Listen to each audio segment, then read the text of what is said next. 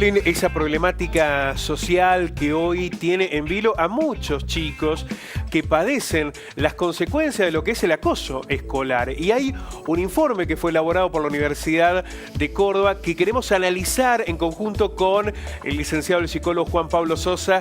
Juan Pablo, ¿cómo te va? Muy buenas tardes. ¿Cómo estás? Buenas tardes, Pablo.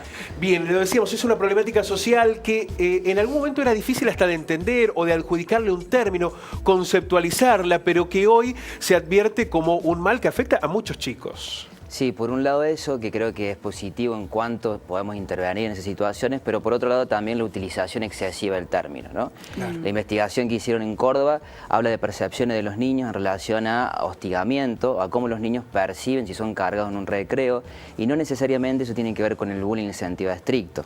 Eso vale la pena aclarar, ¿no? El bullying es un fenómeno bastante complejo que implica un hostigamiento de un grupo o un individuo de mayor poder a un niño que tiene menos poder y se sostiene mucho en el tiempo, obviamente con graves consecuencias para la víctima.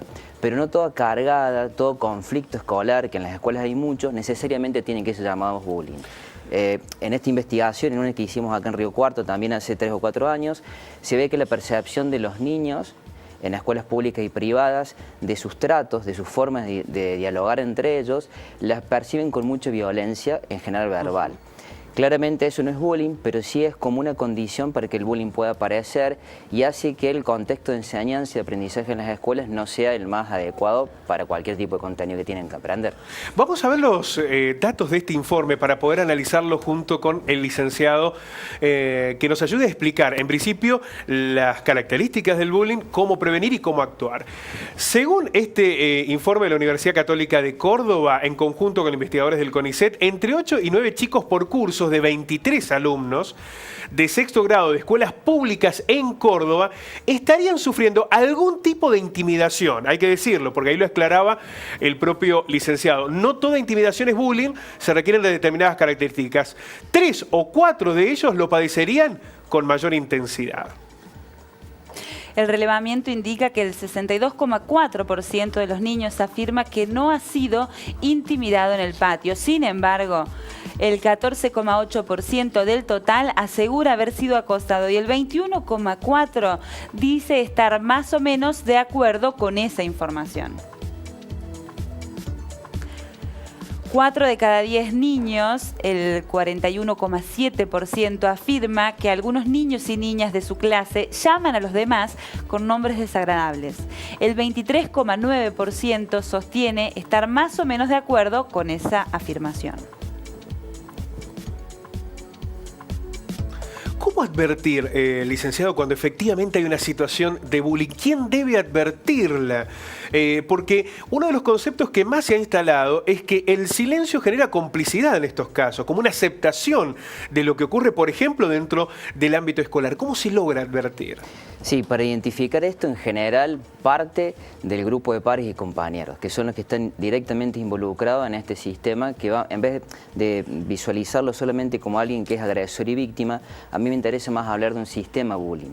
Es decir, hay ciertas condiciones en ese grupo, en esa escuela y en la sociedad que permiten que un niño sostenga el poder y crea que es reconocido por agredir a otro. Y que ese niño que es víctima y no puede por sus habilidades salir de ese lugar, se quede en esa situación. Ahora, esto se da en un marco más amplio de compañeros, que en general, o de grupos de adultos, observan estas situaciones y que si no se involucran, como vos estás planteando, generan la primera ley del bullying o del sistema bullying, que es el silencio. El silencio entre una práctica de dominio y sumisión, donde la agresión y la violencia es sostenida como algo que es natural pero doloroso.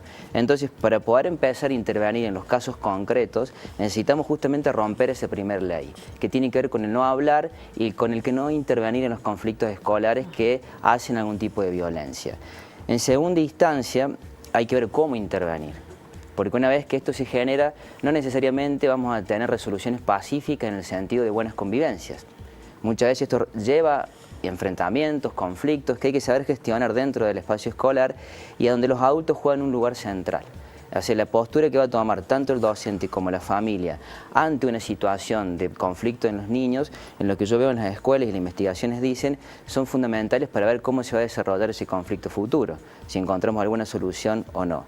Cuando esto fracasa, y bueno, para mí un término, y creo que es lo que hay que trabajar preventivamente, tiene que ver con que un proceso psicológico básico se rompió, que es el de la empatía y la posibilidad de movilizarnos cuando hay dolor en otra persona.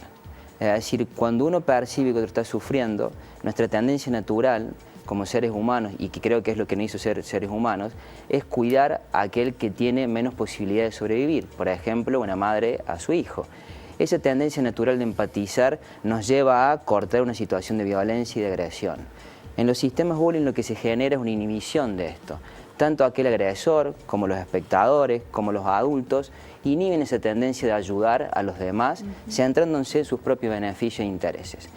Y lamentablemente cuando los padres actúan o los adultos actuamos, muchas veces en vez de promover esta cultura más empática, a ver cómo podemos resolver considerando lo que le pasa a un niño al otro, defendemos lo que consideramos propio. En vez de afrontar nuestros miedos, proyectamos nuestros miedos afuera y terminamos responsabilizando o al docente, como a padres digo, o al propio niño de 8, 9, 10 años que tiene muchas dificultades para interaccionar con los demás. Entonces tratamos de buscar culpables en vez de cooperar en una solución. Eso es lo que vemos en las escuelas hoy, que cuando tenemos la suerte de detectarlo, muchas veces lo que ponemos en juego como adultos sigue siendo dentro de la misma lógica. Es pensar un otro diferente, que tiene la culpa del malestar que le pasa a mi hijo. Y en ese atajo separarlo, sacarlo del aula, por ejemplo. E inhibir una conducta esencial que se puede educar. Donde las escuelas, a mi forma de ver, tendrían que estar trabajando fuertemente, y algunas de ellas lo hacen, porque es muy difícil hablar de lectocomprensión, de mejorar los niveles de matemática, de lectura, si el contexto escolar donde conviven docentes y alumnos no genera un contexto emocional que me permita estar dispuesto a aprender seguramente. Entonces, eso... insisto, porque creo que es urgente en relación a las políticas educativas de lo que se está pensando en prioritario en la escuela. Si no tenemos estos contextos que hagan a los niños un lugar seguro para estar, va a ser muy difícil que logremos lo que se está proponiendo por otros lugares de mejorar ese razonamiento. Se va a lograr si tenemos contextos emocionales seguros, si no va a ser muy difícil. Juan Pablo, ¿cuáles son las consecuencias del bullying para un niño que es víctima de ese sistema? ¿Afecta el aprendizaje? ¿Afectará la personalidad? De todos. Si vamos a la víctima, sin duda, si no puede ser escuchado y esto perdura en el tiempo, las consecuencias en su estado de ánimo, incluso en agudizar ciertos estados depresivos, de ansiedad, son muy fuertes. Sabemos que en los peores casos han llegado niños o adolescentes a quitarse la vida cuando esto no se puede resolver. Ahora, no solamente ese niño que es víctima, todos los niños que conviven cotidianamente observando situaciones de violencia donde parece que está naturalizado, incorpora un aprendizaje moral que hace una sociedad después que tiene que ver con que está legitimizado imponer mi postura hacia el otro. Ustedes mostraban antes aspectos de la guerra, por ejemplo, donde es otro de los condimentos sociales lamentables que tenemos, donde se inhibe la empatía y se origina la crueldad. Es ese sistema de niños que crecen en una condición de violencia, posteriormente cuando surge en la sociedad, va a haber adquirido esto de que da igual imponerse al otro o no. ¿Qué rol están ocupando en este sentido las redes sociales? Porque hay también hasta una utilización de promoción de determinadas escenas de bullying a través de las redes sociales. Desde la golpiza, una pelea entre chicos, la golpiza a un compañero, la utilización, recién veíamos, de los mensajes, por ejemplo, porque muchas veces se da el aislamiento del chico, por ejemplo, si está en Facebook o está en Twitter, está en Instagram, está solo y recibe esa agresión por parte del otro. ¿Cómo se advierte esa utilización de las redes? Sí, es complejo. No creo que las redes generen, sino lo que han hecho es, de alguna forma, amplificar el impacto en corto tiempo de lo que es el hostigamiento. Y esto se logra básicamente porque el niño adolescente, al estar en el contacto con un dispositivo y no con el cara a cara, no puede registrar los aspectos emocionales del otro, ni tampoco del grupo, que muchas veces, al yo poder percibir las emociones de los demás, inhibo ciertas tendencias que pueden ser agresivas. No sería tan duro si lo estoy mirando. Exactamente. Claro. Entonces, el agresor ve que eso no existe, porque realmente no tiene el feedback emocional de los demás, entonces tiene cierta libertad para proyectar esto, tampoco mide el impacto, y lo que genera en la víctima es que se amplifica, porque no se puede esconder de esto. Esto le llega siempre en cualquier espacio, más allá donde él vaya, siempre va a haber un lugar donde el mensaje de hostigamiento llegue. Cuando está en los grupos, él sabe que el grupo lo sabe y al otro día va a la escuela y tiene repercusiones sobre eso que fue virtual. Algo que antes sí no pasaba cuando estas herramientas no estaban. Uno podía salirse de un grupo, ir a otro lugar y no sufrir constantemente el hostigamiento. En ese sentido, las redes, en el caso del bullying, son otro formato y merecen otra complejidad de intervención también.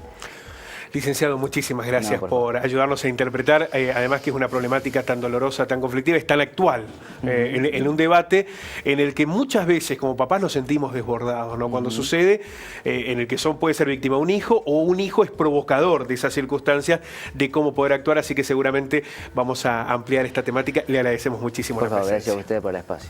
Un placer.